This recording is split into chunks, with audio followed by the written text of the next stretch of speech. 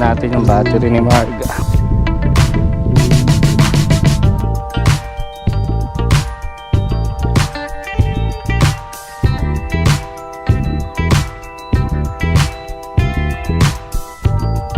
Yun o, si Victor. So nandito na naman tayo guys sa aking paboritong spot dito sa May Rosario. And yes, kung nabasa nyo ang title ng video na to, i-review natin tong Aerox version 1 ko, 2020 release. O di ba parang almost 4 years na, kasi January ko siya na ilabas kumbaga, pero mga February ko siya nakuha talaga. So yun, re-review natin siya. And sasabihin ko na rin sa inyo yung mga naging issue ko sa kanya, and kung paano ko naayos o paano ko napaayos kay Sir M. Ano na yung mga naging solution namin doon sa mga naging issue ni Marga. So without further ado, nabubulol po. Let's go!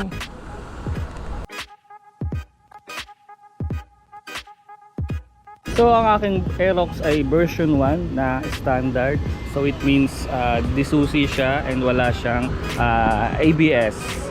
Then kulay black siya, yung Black Raven. Tinanggal ko lang yung decals dahil ako'y naboboring na sa itsura niya. Hindi, joke lang. Nagano na siya, tawag doon yung namumuti na yung decals. May video ako nun. Ito yon. Kasi ano, namumuti na yung ano yun. Karoon na siya ng background.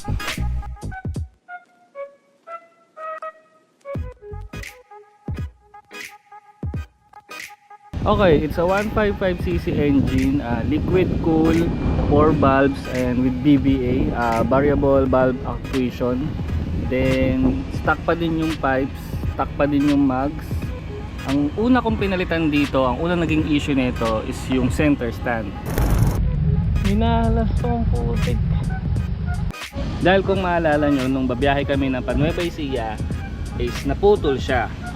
So naibiyahe ko siya ng Nueva Ecija, naputol ang aking center stand. Pero right after makabalik kami noon, inasikaso ko na agad, at yan ang unang pinalitan dito sa Aerox ko, yung center stand.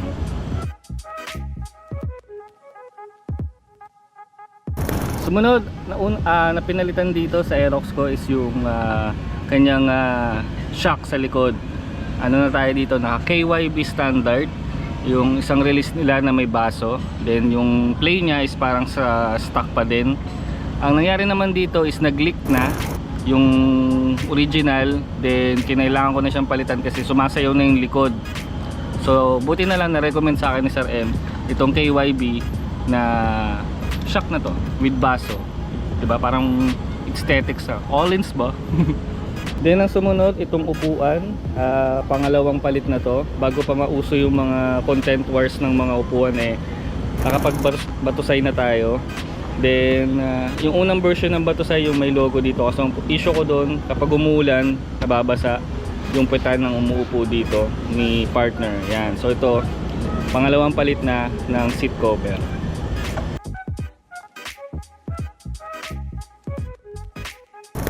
And then itong visor, yan. So hindi na siya yung stock natin. Bumili tayo sa marketplace ng ganitong klase ng visor dahil nakikita nga natin sa Pinterest na bagay talaga siya sa Aerox, di ba? Parang siyang ano, tawag doon, pang big bike style.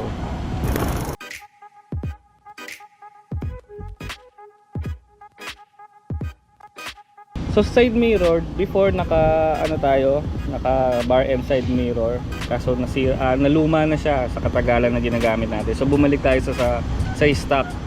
Pero babalik ulit tayo sa bar end side mirror dahil bumili ulit ako dahil namimiss ko yung itsura ng naka bar end side mirror. So isa rin sa talagang reason kung bakit ko papalitan yung bar end ko dahil dyan, yan. Sobrang kalumaan na niya, nagbabakbak na, tapos naglalabo na yung pinaka mirror. So basically yan lang ang mga nabago ko sa itsura at panglabas na kanyoan ni Marga. Dahil all along ang gusto ko talaga sa kanya, stock muna. Sulitin ko muna yung kung ano yung meron siya bago natin siya paglaruan or i-customize. So usapang panggilid, ang una kong in-upgrade sa panggilid is yung bola, center spring. Tapos nagpalit lang tayo ng belt.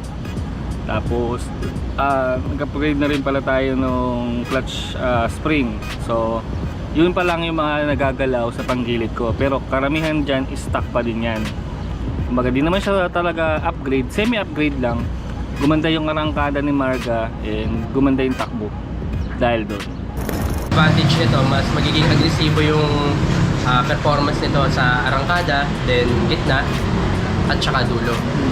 Yan, 70,359 na ang tinatakbo ng aking Aerox version 1. So usapang issue na tayo.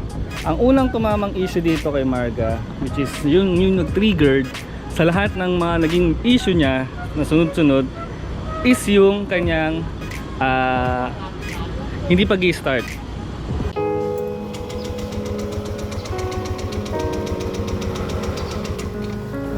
Walang kagat.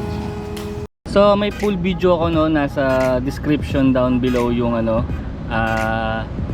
link para mapanood nyo kung yung nangyari sa motor ko, kung bakit siya naging sirain. So yung ISC ang pinaghihinalaan namin, naging issue nun kaya hindi talaga siya nag-i-start, which is I was wrong na dalhin nga siya sa ibang mekaniko na walang pang diagnostic tools. So kung ano yung pinagagalaw sa kanya. Then sumunod na nun, ang sumunod na naging issue niya is yung error 12. So today nangyari na yung matagal ko nang kinatatakot dito sa aking motor, ang error 12. Error 12, which is yung dito nga sa part ng summer dyan. Naka GoPro kasi tayo, hindi natin ma-zoom in. So nadala ko naman siya kay Sir M, napaayos ko at na palitan namin nung naka yellow cap yung sa may part ng pang error 12. So di natin naasahan na tamaan tayo ng horror 12 error 12, pero okay lang, at least 3 years bago nangyari yun kay Marga. Then after nung error 12, naging error 37 naman siya kinalaunan, which is yung sa ISC pa din, yung sa kanyang idle and yung sa kanyang kumbaga minor. Yun yung naging sumunod na tama niya, pero yun pa din, diagnostic tools ang naging solution namin ni Sir M, then calibrate, and then okay na. May mga pagkakataon lang talaga na dahil nga sa kaidara ni Marga tumatama na sa kanya yung mga ganong sakit-sakit.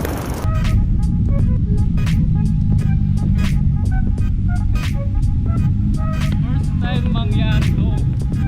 Then ang sumunod naman nun yung pagpa-fluctuate ng panel gauge ni Marga pag binubuksan.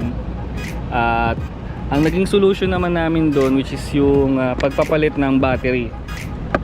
Bumili na tayo ng bagong battery kasi nga kumbaga ano na siya, lapse na yung battery ni Marga, kaya nagaganon na yung kanyang panel gauge pag binubuksan.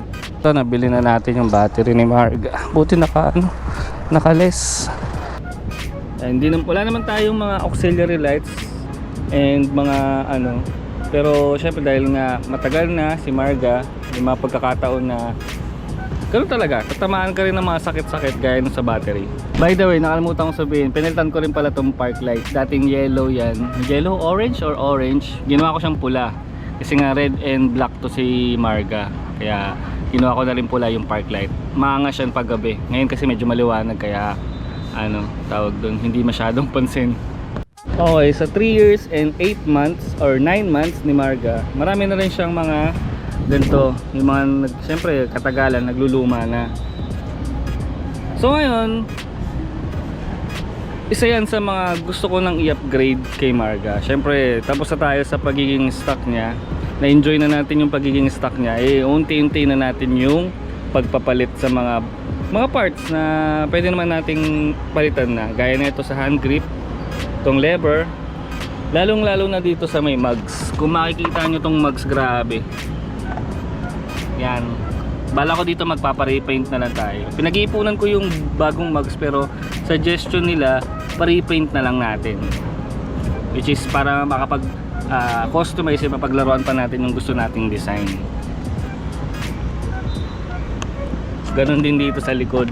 Yan, medyo dito may mga tama na rin siya. Then ganun ulit yung proper maintenance, linis ng panggilid, palit ng air filter pag kailangan, ng tawag doon, check nung sa may engine, then yung sa may spark plug, yan kung kailangan ng palitan. Other than that, all goods pa rin si Marga sa lahat ng aspeto, sa takbo at saka sa itsura. So umaambon na. So pagpapatuloy ko na lang yung aking sinasabi dito habang nasa motor. Ano tayo naiwan? Okay. Thank you, Victor. So yun, 3 years and 9 months kung ating susumain ang tanda na ni Marga. Ilang taon na lang mag-aaral na to.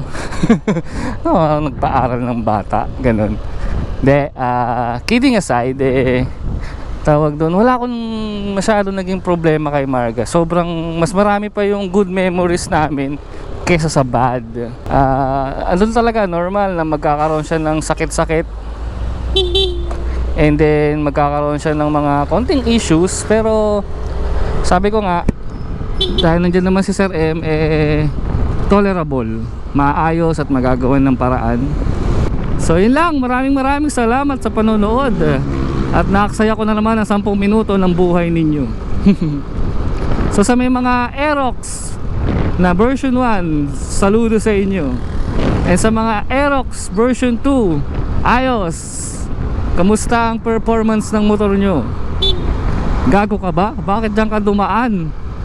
Ang luwag-luwag dito. Ay nako, panginitan naman ng ulo.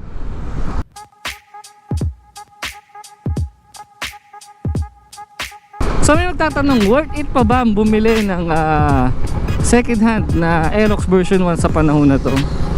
Depende na lang talaga sa'yo sa style mo. Kasi kung ako, doon ako sa version 3. Huwag ka na mag version 1. Pero kung ang budget mo pang second hand tapos Aerox na version 1 lang, walang problema. Basta nasa pinanggalingan niya, nasa tamang owner, hindi ganun kataas ang odo, walang grabing issue, hindi nabangga, hindi napalitan yung sa makina, goods pa yan. Kasi kadalasan sa mga Aerox version 1 ngayon, mga napaglaruan na. So ingat-ingat sa mga bibili ng version 1. And sa mga may pang upgrade ng version 3, edi wow, kayo na. Inggit match. Sana makapag-review tayo ng version 3. May mga speculation na nalalabas pero waiting pa rin tayo kay Yamaha. Pero ngayon na-enjoy nila yung version 2, which is sobrang angas nga naman talaga ng version 2. May mga video na ako niya na nakapag-comparison. Nakapag-comparison and test ride na tayo ng version 2, which is sobrang solid nga talaga ng version 2. Hindi lang sa looks, pati na rin sa performance. Marami silang in-upgrade syempre. Pero yun lang, balik tayo kay Marga 2024 version 1. Goods na goods.